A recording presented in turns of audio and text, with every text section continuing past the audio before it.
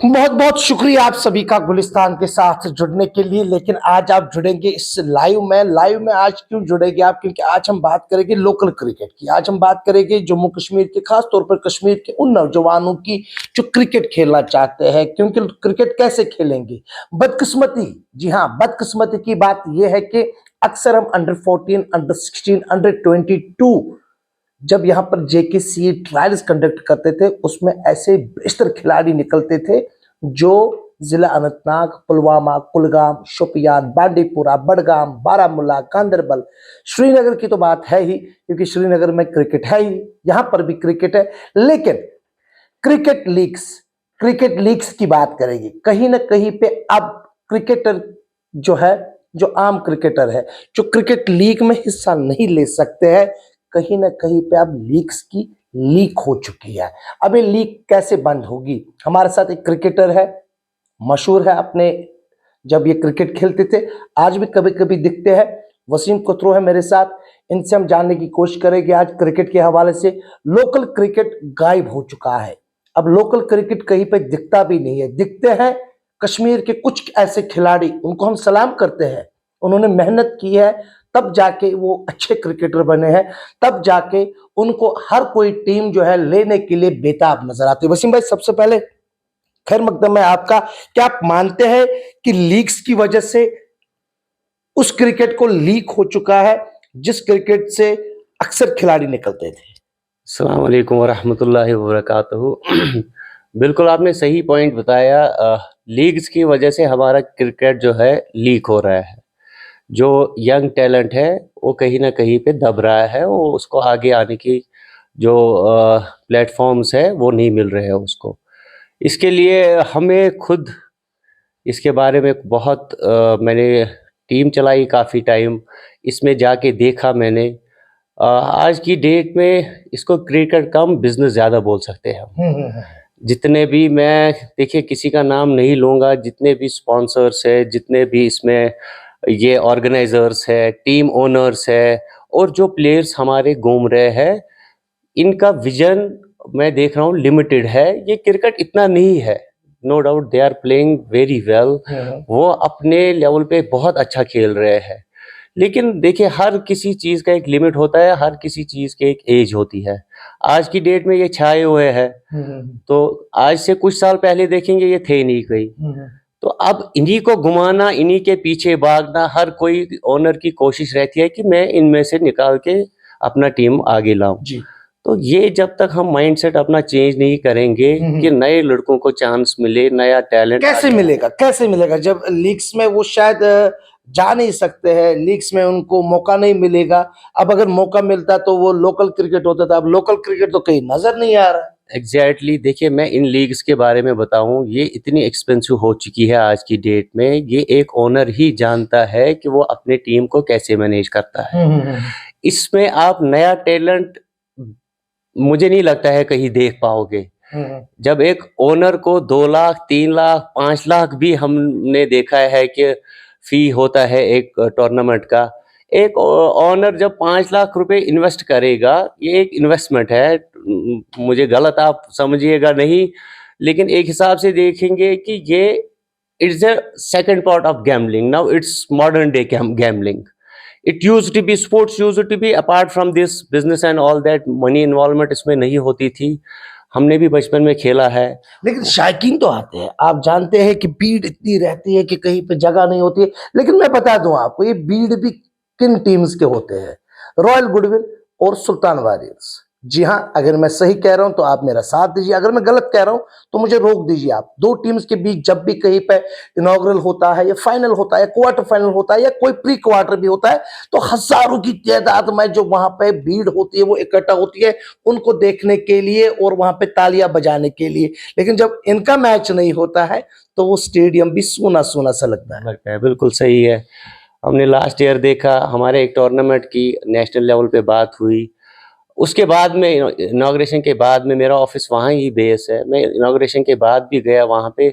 लेकिन जो वो चीज़ दिखाई गई थी वो एक्चुअल में फिर रहती नहीं है। जैसे आपने कहा कि कुछ टीम्स भिड़ती है आपस में तो क्राउड आ जाता है, बस रेस्ट ऑफ द टूर्नामेंट आप देखोगे गिने चुने ही लोग जो आस पड़ोस के होते हैं वो आते हैं, अदर देन दोज 2 टीम्स। तो ये हमें सोचना है कि देखिए ये टीम्स जितने भी है, चलो अच्छा है खेल रहे हैं। एक नए टैलेंट के लिए एक ये होता है कि आगे मुझे कैसे जाना है। लेकिन हर किसी लेवल पे आप ये नहीं देख सकते हो कि हर कोई बंदा इसको अफ़ोर्ड कर सकता है। जिस हिसाब अब से एफर्ट की छोड़ दीजिए। आप अगर आपको फिक्र है, आप क्यों नहीं ऐसा कोई टूर्नामेंट करवाते हैं, यहाँ पे अनंतनाग से खड़े होते हैं कि चलिए मैं खिलाऊंगा, यहाँ पे लोकल क्रिकेट एक अच्छा खिलाड़ी निकलेगा, अंडर 14 में दिखेगा, अंडर 16 में दिखेगा, अंडर 22 में दिखेगा, जेकेसीआई रिप्रेजेंट करेगा, वहां पे बीसीसीआई रिप्रेजेंट करेगा, कल दिखेगा, अपने इलाके का नाम रोशन करेगा, तब जाके आप आगे क्यों नहीं निकलते हैं? सिर्फ आप कैमरा पर ही महदूद क्यों रहते हैं? नहीं जी, ऐसा नहीं है। आप देखेंगे हमने यहाँ पे जब इनॉग्रेशन की after a long gap stadium में हमने अपना अनंतनाग स्टेडियम में जब हमने यूनिटी कप का इनॉग्रेशन किया था, वो क्या है? वो यही चीज़ है कि हम यंग टैलेंट देखें और लिमिटेड इन टीम्स के बीच में भिड़ना हमारा मकसद नहीं है। टैलेंट निकालना। आप देखोगे वहाँ पे जो हमारी एंट्रीज़ हुई है 96 टीम्स की एंट्रीज़ हुई है। ये अगर देखा जाए नो डाउट वहाँ पे क्राउड नहीं है, लेकिन अगर देखा जाए जो हम सोच रहे हैं जैसे अमीर भाई, मैं उनको सैल्यूट करता हूँ। उनका जो थॉट प्रोसेस है, I was not part of it. जब उन्होंने ये लॉन्च भी किया मुझे तब तक पता ही नहीं था। I used to be involve earlier but काफ़ी टाइम से मैं अब इससे हट चुका था और जब मैंने ये स्टेप देखा, मेरी इन्वॉल्वमेंट मैं खुद गया वहाँ, मैं इन्वॉल्व हुआ वहाँ पे और मैं अमीर भाई को बोला कि अगर आप ऐसा काम करोगे, आई एम विद यू। तो वहाँ पे आप देखेंगे 96 टीम्स कहाँ मती गावरन से, कहाँ कुकरनाग से, डकसुम से, यहाँ पहलगाम से, वो बेचारे कहाँ पे आएँगे यहाँ लोकल लेवल पे जो टूर्नामेंट्स हो रहे हैं उनमें खेलने के लिए। अब वो इंशाल्लाह हम कंप्लीट करेंगे। उसमें हमने कई लड़के चुने हैं जो डिज़र्व करते हैं आगे जाने के लिए। उनको हम ग्रूम करेंगे।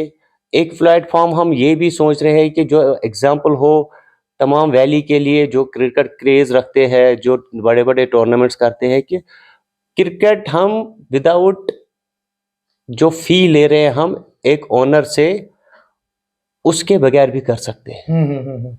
देखिए हमारे पास इतने स्पॉन्सर्स रहते हैं, हमारे पास इतने स्पॉन्सर्स रहते हैं कि मुझे नहीं लगता है, टू बी फ्रैंक मैं ओपनली चैलेंज करता हूँ सबको, जितने भी ये है हमारे ऑर्गेनाइजर्स, बड़े-बड़े टूर्नामेंट्स के ऑर्गेनाइजर जितने भी है, मैं तमाम से मैं चैलेंज करता हूँ कि अगर हम अपनी लेवल पे, मैं अगर एग्जांपल करूँ अनंतनाग की, अनंतनाग में मेरे पास ऐसे कॉन्टैक्ट्स है, मेरे ऐसे भाई है जो स्पॉन्सरशिप दे के एक प्रॉपर अच्छा क्राउडेड टूर्नामेंट कर सकते हैं। तो क्या आने वाले वक्त में होगा? इंशाल्लाह ज़रूर, we are on it and we are working on it, will definitely set a example for others कि ओनर्स के बगैर भी हम अपना टूर्नामेंट कर सकते हैं।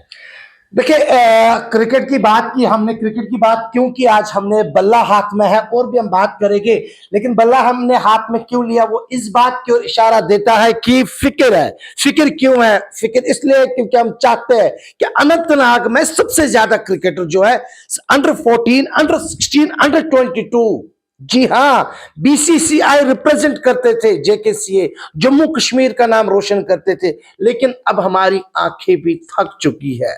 जी हाँ, कहते हैं ना कि आंखें भी थक गई है अब इंतजार करते करते, लेकिन ये इंतजार की घड़ियां जल्द खत्म होगी जब हम फिर से उसी क्रिकेट को फिर से देखेंगे। ठीक है, आप लीक्स करते हैं, करते रहे, लेकिन लीक के बीच कहीं लीक जो हो गई है उसको अब बंद करने की जरूरत है।